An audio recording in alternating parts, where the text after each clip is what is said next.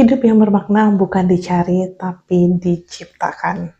Hai, selamat datang di Peta Jiwa sama aku, Hafizah Skacita.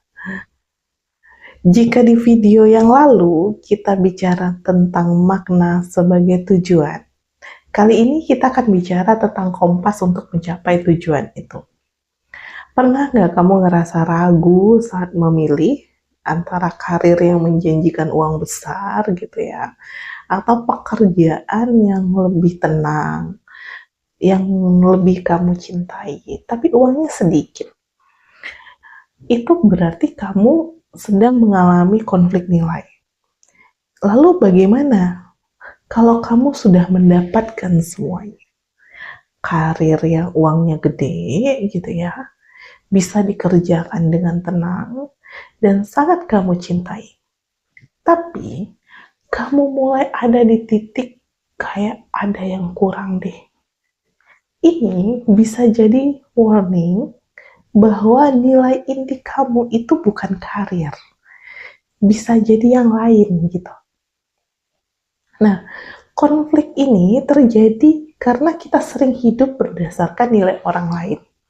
Nilai keluarga, nilai sosial, nilai yang dituntut di media sosial kita gitu. Padahal hidup yang bermakna adalah hidup yang selaras dengan nilai intinya kita atau core value-nya kita. Jadi core value ini nggak cuma corporate aja ya. Kita sebagai pribadi butuh banget punya core value. Nah, nilai inti inilah yang merupakan DNA spiritualnya kita. Hari ini aku akan menyampaikan 3 langkah actionable untuk menggali, mendefinisikan, dan yang paling penting, menggunakan nilai inti kamu sebagai kompas psikologis. Ini akan mengubah cara kamu mengambil keputusan di dalam hidupmu. Sebelumnya kita bahas dulu ya, sebenarnya nilai inti itu apa? Nah, jadi nilai inti ini bukan goal, bukan tujuan. Ya. Nilai inti ini adalah cara kamu menjalani hidup saat mengejar tujuan itu. Jadi misalnya nih contoh, goal kamu itu adalah menjadi seorang manajer. Lalu nilai intinya kamu adalah integritas, kerjasama, pertumbuhan misalnya.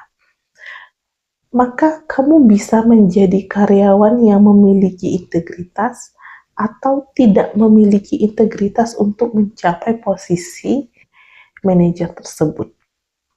Hanya saja, kebahagiaan yang akan kamu dapatkan dalam proses dan hasil menjadi manajer akan berbeda. Nilai ini akan menentukan kualitas hidup kamu. Kenapa ini penting bagi makna hidup?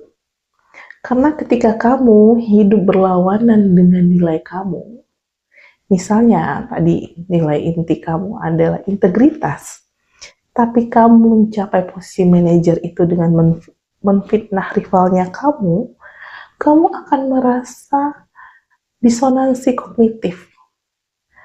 Kamu akan merasa cemas dan ada penyesalan di dalam lubuk hati kamu gitu.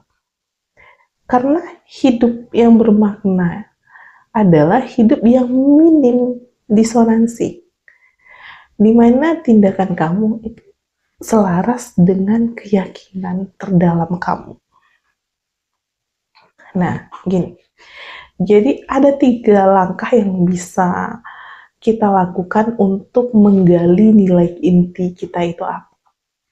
Jadi langkah yang pertama adalah kita lihat ke masa lalu, kita kaji momen puncak dan momen terburuknya itu yang kita alami itu apa.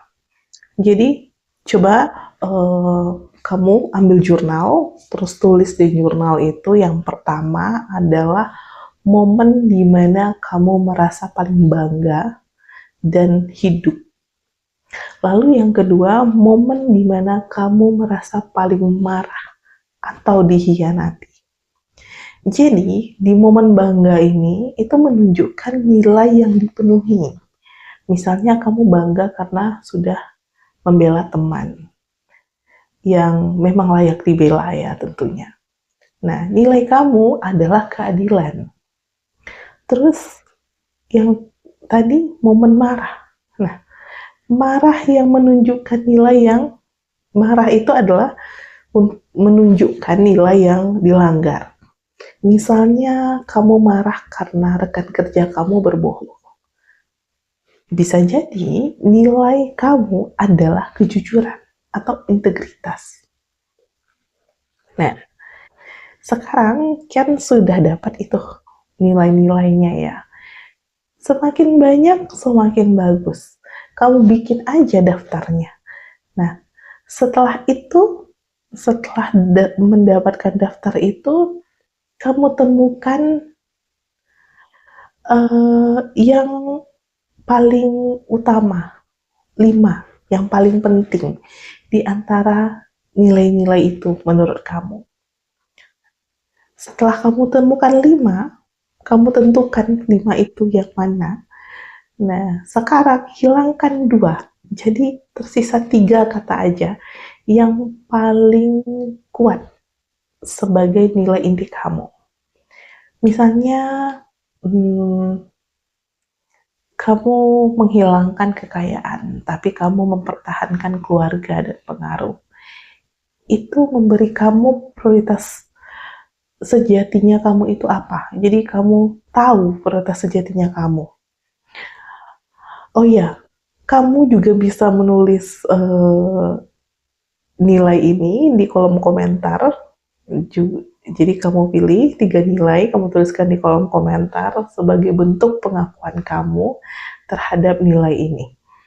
Nah, lalu kita masuk ke langkah ketiga.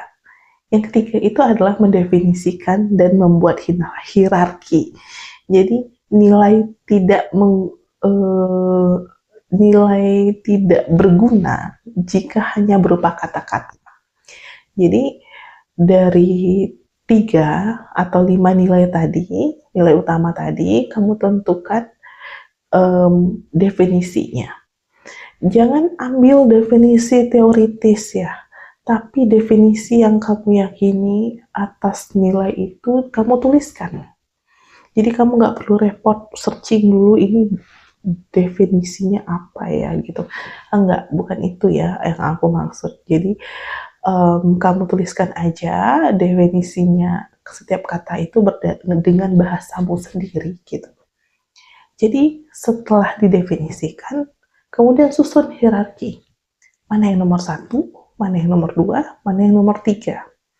Ini krusial, karena nanti jika kamu mengalami konflik, kamu harus tahu mana yang menang. Nah, jadi nggak galau di sana. Ini bikin kita ngambil keputusan dengan praktis. Tidak ada kebimbangan dalam proses itu dan tidak perlu juga ada penyesalan setelahnya.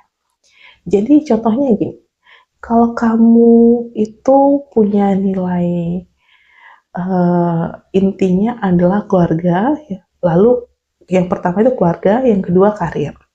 Nah, saat kamu lembur di hari ulang tahun anak, kamu tahu jadinya keputusan apa yang harus kamu buat.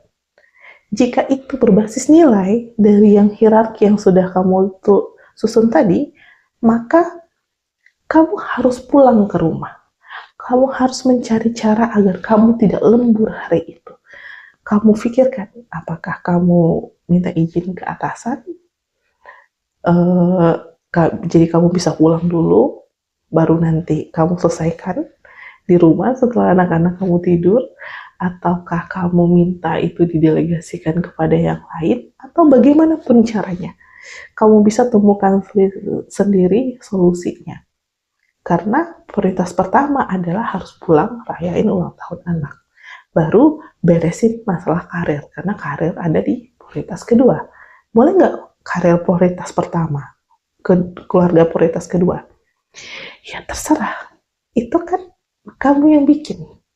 Itu keputusanmu. Jadi kalau kita bicara makna hidup itu nggak ada yang benar, salah, baik secara urutan. Benar menurut saya, belum tentu benar menurut kamu, tapi pada dasarnya itu sama-sama benar. Ya, itu konsep dasar dari makna hidup. Nah, menggunakan nilai sebagai kompas. Jadi sekarang kamu udah punya kompasnya, ya kan? Nilai tadi. Lalu bagaimana cara menggunakannya? Nah, ini ada 3 area krusial yang sering harus kita ambil keputusan di sana. Yang pertama itu adalah keputusan karir dan keuangan. Jangan hanya lihat gaji. Lihat apakah tawaran pekerjaan itu memungkinkan kamu untuk mengekspresikan nilai kamu. Lalu yang kedua, hubungan. Nilai inti itu harus kamu komunikasikan. Hubungan terbaik adalah hubungan di mana nilai inti kamu dan pasangan kamu saling melengkapi atau setidaknya saling menghormati. Ya, bisa jadi kan kita punya pasangan punya nilai yang berbeda, yang berseberangan gitu ya. Setidaknya saling menghormati aja. Dan itu harus dikomunikasikan. Lalu yang ketiga adalah manajemen waktu. Waktu kamu harus dihabiskan untuk menjalankan nilaimu. Misalnya nilai kamu itu adalah tentang kesehatan. Maka pertanyakan apakah jadwal harian kamu sudah mencerminkan tentang nilai kesehatan itu. Misalnya, apakah kamu makan makanan yang real food hari ini? Ataukah kamu sudah berolahraga hari ini gitu? Itu kamu tanyakan ke dirimu. Apakah hari ini kamu menjalankan nilaimu itu? Nah, hidup yang bermakna adalah hidup yang setiap harinya itu adalah manifestasi dari nilai intinya kamu. Jadi ini tugas kamu, sekarang kamu selesaikan 3 langkah tadi, lalu tuliskan 3 nilai inti kamu tadi di kolom komentar. Bagi yang sudah, thank you. Ini adalah bentuk deklarasi publik tentang siapa diri kamu. Oke. Nah, untuk video selanjutnya, kita akan membahas lebih jauh tentang kekuatan karakter dan penggunaannya. Bagaimana menggunakan bakat alami kamu untuk melayani nilai-nilai ini. Oke. Oh ya, jangan lupa support channel aku dengan like and subscribe ya. Biar kamu langsung dapat notifikasi saat aku upload video lagi dan kita bisa berkembang bareng di sini. Sampai jumpa.